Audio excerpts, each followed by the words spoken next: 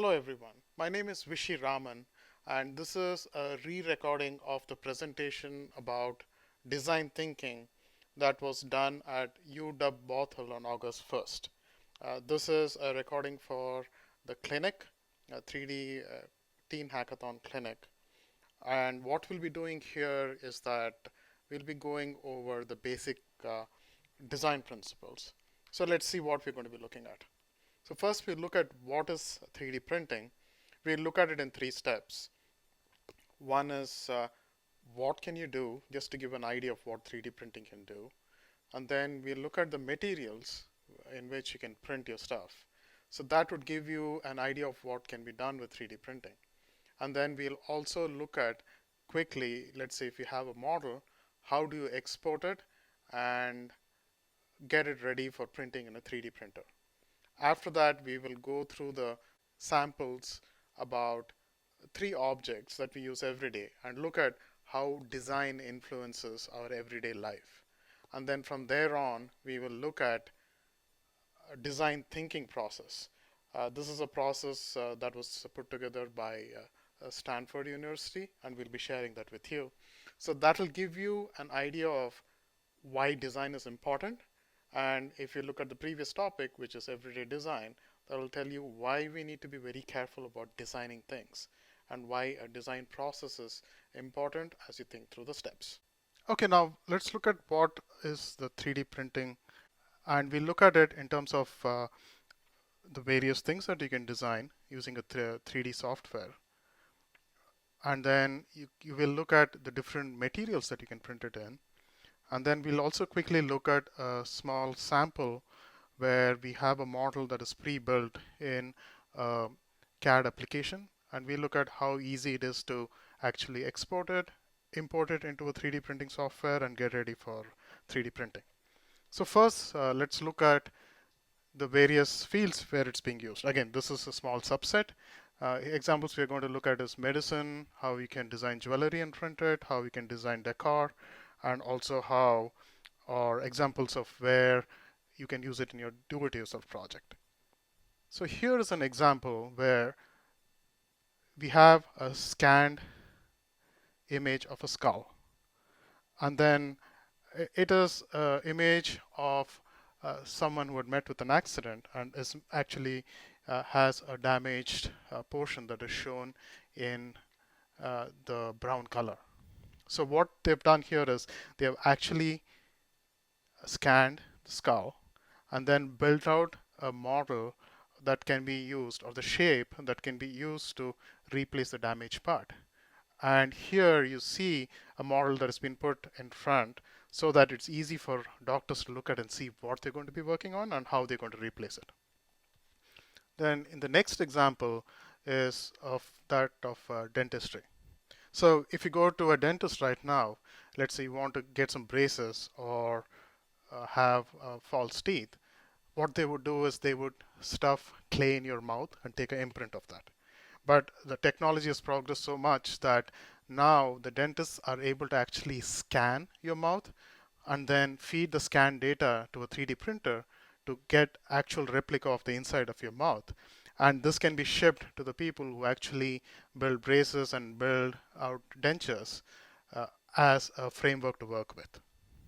And then the next example that you're going to look at is ear implant.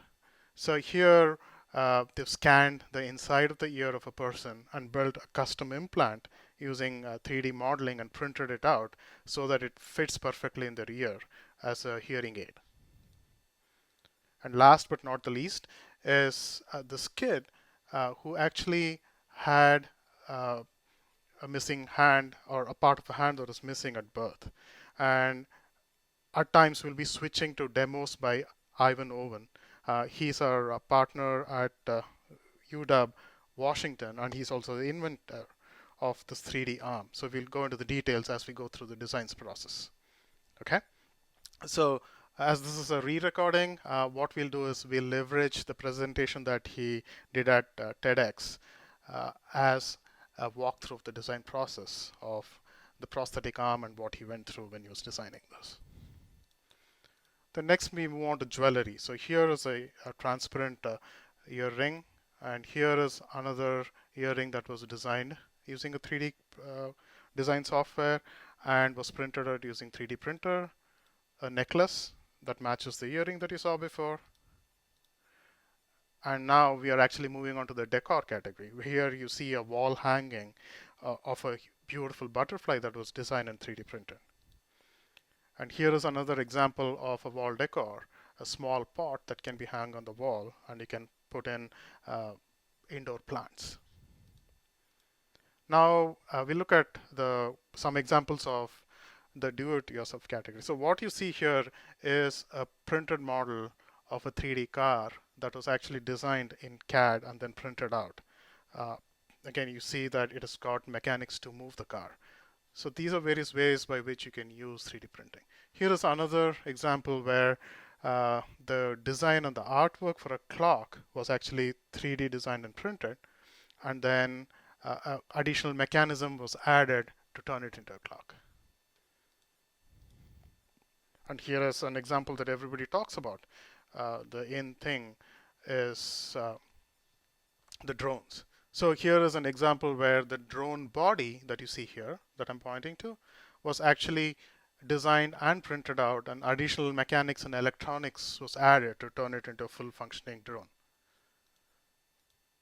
So those were some of the beautiful examples that I wanted to show you guys to get you excited and see what is possible with 3D printing. So pretty much it's just limited to what you can imagine and what you can design. Okay, next what we'll do is we'll look at what materials you can print the 3D design in. In the last section, what we saw was how we could use 3D printed models. And in this section, what we will look at is what are the different types of materials that can be used for printing. So as a first thing, what we're looking at is different types of plastics. So you see that you can have strong and flexible plastics. You can have plastic with a frosted look.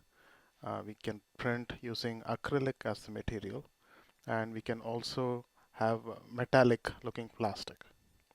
So another set of categories is the metals, right? You can print in platinum, and then another option is you can print in gold. So if you go back to our previous section where we're talking about modeling and printing jewelry, so this could be one of the materials that you could use for printing out jewelry. Definitely it'll turn out to be expensive in terms of if you choose metals versus plastics, but that's an option that's available to you. Another option is sterling silver, and there are a lot of other precious metal options that you have to print, uh, that you can use to print. And one good place is an online service called shapebase.com. That's where these examples are from, and that gives you a huge list of materials you can print from. And here is another set of metals that you can use. You can have brass, you can print it in bronze, steel, or even castable wax. Uh, you have an option to do it in sandstone. You can choose colors that plastic that has multiple colors, elastoplastics, and even ceramic. So before exploring design, let us take some time to think through how do inventions come about. So here you're looking at an example of how the telephones evolved. And most of you are most familiar with the last one that you see here, which is the handheld cell phone that you guys carry around.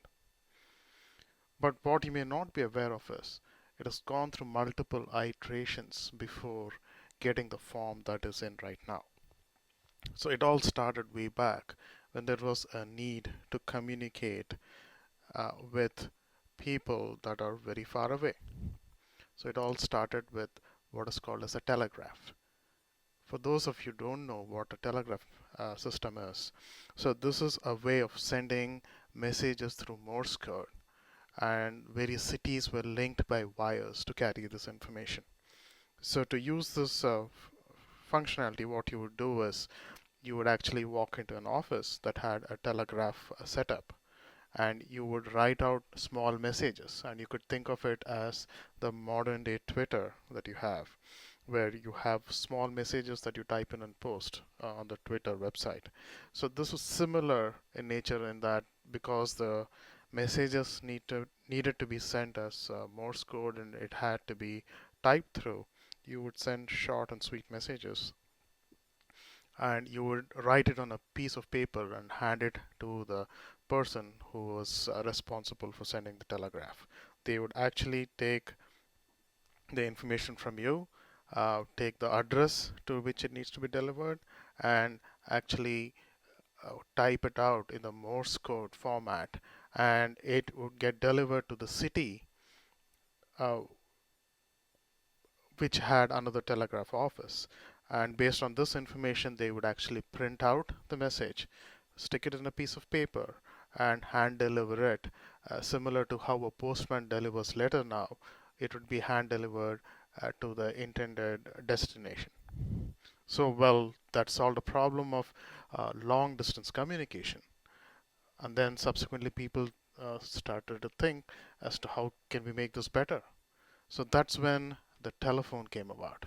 And the one that you're seeing here is a very rudimentary form of telephone where you'd actually pick up this uh, microphone, and once you disengaged it from the phone, it would actually get you connected to a central location where an operator would answer your call and ask you who you needed to talk to. You would give the name of the person, and they would actually switch wires within the central operating command room to connect you to that person, and then you would be able to speak to that person. So now this is much better than the previous invention, the telegraph. You could actually pick up a phone and get connected and actually talk to a person on the other end.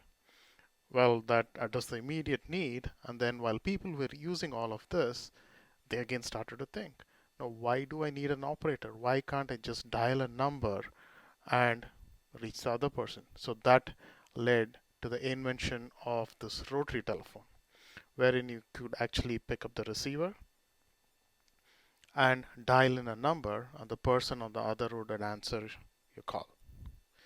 Well, that worked well when people suddenly decided that now they are too busy, they want to be doing a lot of things at the same time.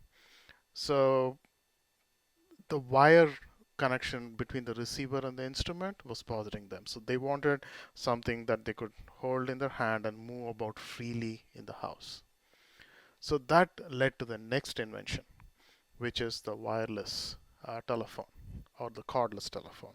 So here you could dial in the number, you could move about in the house or maybe a little bit outside as long as you're within the range.